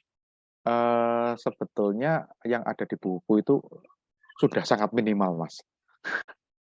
Sebetulnya yang ada di buku itu sudah sangat minimal. Jadi misalnya form-form nih, contoh misalnya form kas kecil, terus misalnya contoh untuk penerimaan barang dan pengeluaran barang, itu kan ada form pemesanan, form pembelian, ya, purchase order, itu adalah form-form yang sudah sangat-sangat minimal. Justru malah nanti biasanya dikembangkan, Mas. Bisa dikembangkan lagi. Contohnya misalnya untuk ini apa? Oh, kita harus lebih detail di produksi. Produksinya itu harus punya untuk stok bahan baku seperti apa, stok WIP-nya seperti apa, work in process-nya seperti apa, terus kemudian stok stok barang jadinya seperti apa. Ini recording-nya yang perlu di itu, Mas. Biasanya seperti itu, ya. Jadi yang minimal adalah kalau buat saya ya, yang minimal cash in, ya, kas masuk dari penjualan, terus kas keluar untuk pembelian atau pengeluaran, terus kemudian barangnya juga nih, surat jalan atau surat bukti penerimaan barang masuk dan barang keluar, ya. Terus kemudian itu yang paling minimal tuh. Terus kemudian nanti ada SOP produksi, ya. Untuk pemesanan bahan itu harus melalui siapa dan cara menghitungnya formulanya seperti apa, ya. Nah, itu. Terus kemudian nanti laporan-laporan yang dibutuhkan itu apa aja. Itu yang paling minim. Terus kemudian standarisasi penataan barang. Penataan misalnya layout produksi, itu penting, Mas. Sama layout toko, misalnya seperti itu. Layout toko. Kenapa kok barang ini ditaruh di sini? Kenapa kok setiap toko itu butuh raknya sekian banyak? Nah, itu standarisasinya biasanya seperti itu. Itu yang saya lakukan pada saat ada teman-teman yang ingin memfranchise-kan bisnisnya. Saya biasanya dampingi sampai ke sana. Monggo nanti kalau butuh lebih lanjut kan sudah ada nomor saya kan, tadi kan saya share kan. Monggo silahkan. Kita ngobrol-ngobrol lagi. Ya. Oke. Terima kasih banyak Sama-sama. diskusinya. Oke. Nah, kayaknya nih Mas Dede waktu 1-2 jam tuh kalau ngomongin keuangan nggak cukup nih ya, Mas. Oke, boleh. Nanti kapan lagi kita mau ngobrol lagi, ayo. Nah, untuk teman-teman yang karena waktunya juga udah semakin malam, terus untuk diskusinya juga kayaknya nggak cukup 1 jam sampai 2 jam di sini aja, teman-teman. Ada info menarik juga untuk teman-teman semuanya. Di akhir nanti acara bakal ada info menarik. Nah, mungkin tadi kita dapat ilmu-ilmu yang bermanfaat dari Mas Dania seputar keuangan yang penting banget untuk kita mencapai keputusan keuangan bisnis gitu ya, Mas, ya. Kita juga bisa memperhitungkan semua tentang keuangannya untuk kita bisa tadi kapan kita mau ngambil profitnya, kapan kita mau buka cabang juga, itu tadi ada di keuangan. Rasanya kita bahas semua di sini nggak cukup waktunya, teman-teman. Tapi teman-teman tenang aja, karena kita juga bakal ada workshop sama Mas Dania nanti di bulan Februari. Betul, Mas? Betul. Iya. Nah, 2 hari full. Ya, 2 hari full. Nanti bakal ada workshop dan pelatihan dan mentoring keuangan bersama Mas Dania, bertemakan UKM anti bangkrut, cash flow lancar, anti mampet. Kayaknya temanya sangat cocok banget untuk teman-teman yang jaga-jaga cash flow dan UKM anti bangkrut nih, teman-teman. Nanti bakal ada acaranya di 2 hari, 21 sampai 22 Februari 2023 dan bertempatkan di Young Entrepreneur Academy atau YEA di Bandung. Nah, ini sambil teman-teman nunggu boleh nih di searching dulu di mana YEA. Boleh banget. Iya, dan teman-teman ada info menarik juga. Nah, udah ada tuh, ada linknya, ada di daftar bisa teman-teman bisa langsung daftar aja, karena 5 orang pendaftar pertama cuman informasi ini belum dikasih tahu sama siapa-siapa, jadi teman-teman orang yang pertama tahu. Jadi untuk 5 orang pertama teman-teman bisa dapat untuk 5 orang pertama, pendaftar pertama teman-teman bisa dapat free penginapan 2 malam. Untuk 5 orang pertama aja teman-teman, jadi teman-teman bisa langsung daftar aja. Nah, buat teman-teman yang penasaran boleh lihat dulu ini ada di workshop di yang pertama. Nah, untuk teman-teman yang mau langsung daftar bisa scan QR yang QR gede, itu bisa langsung daftar. Dan untuk 5 orang pendaftar tadi, yang pertama bisa dapat free 2 malam. Kemudian kalau misalnya teman-teman yang masih pengen bertanya-tanya nih, masih pengen nanya tentang seputar workshop, bisa di scan QR yang kecil, itu bisa boleh teman-teman langsung nanya aja. Dan nanti teman-teman bakal ada info juga, ada paket berdua, jadi harganya lebih hemat. Jadi teman-teman bisa langsung ajak partnernya, partner hidup atau partner bisnis, bisa langsung aja diajak untuk ikutan workshop ini. Untuk teman-teman yang penasaran, nanti kita ada videonya, video workshop di yang pertama. Jadi yang akan selanjutnya Februari ini itu di batch 2. Kalau teman-teman penasaran, nanti ya bakal ada video yang batch pertama, gitu teman-teman. Dan udah dibuka pendaftaran early bird-nya hanya sampai tanggal 5 Februari aja. Dan 5 pendaftar pertama bakal dapat free penginapan 2 malam, gitu teman-teman. Gimana nih, kan udah nggak kerasa ya 1-2 jam, kayaknya perlu lagi diskusi tentang keuangan bersama Mas Dania, gitu.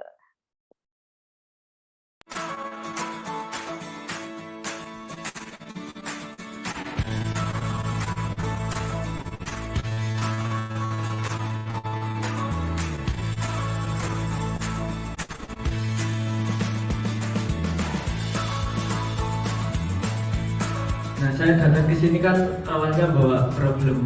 Yang paling penting saya dapat insight baru ya, apalagi yang baru tadi. Managing Money Mastery 2022, cuan.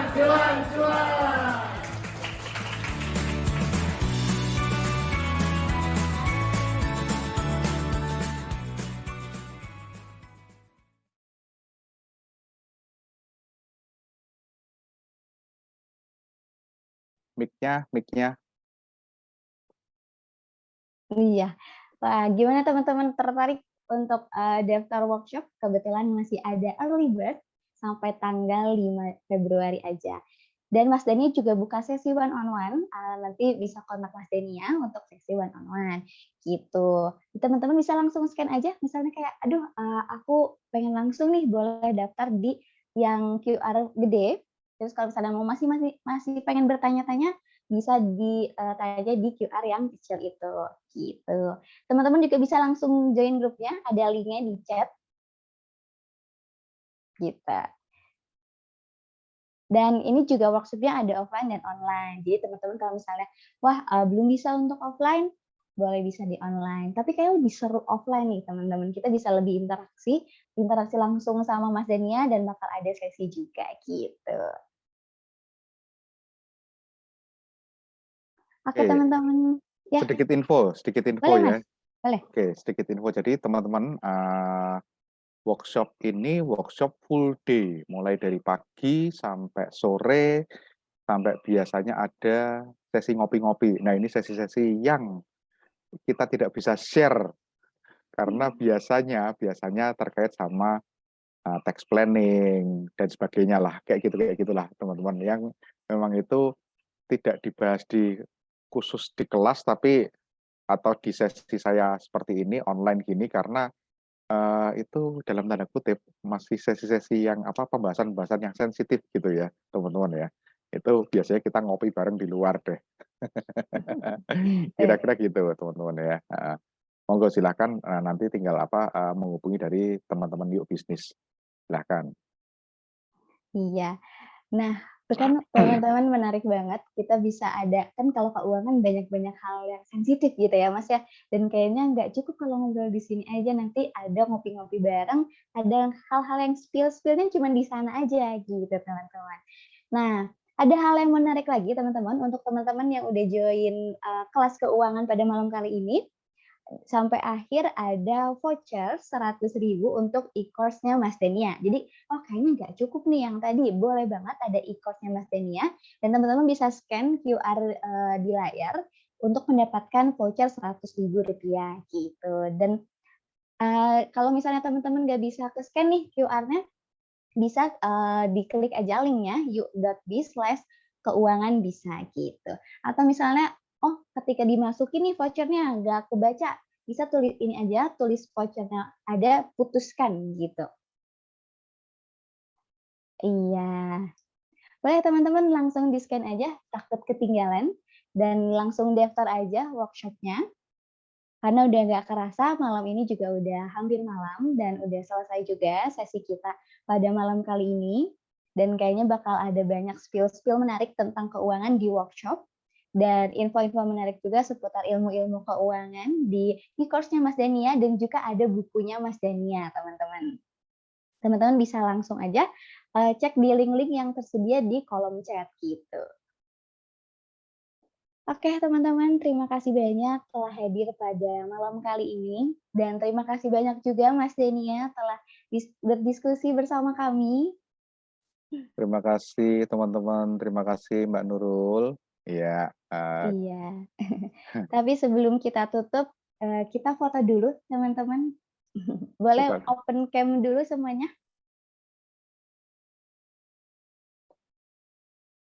Ayo kita buka dulu yuk kameranya yuk, videonya.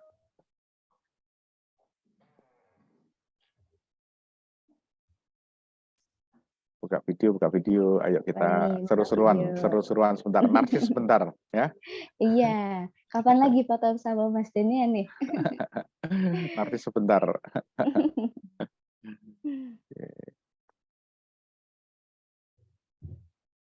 Oke.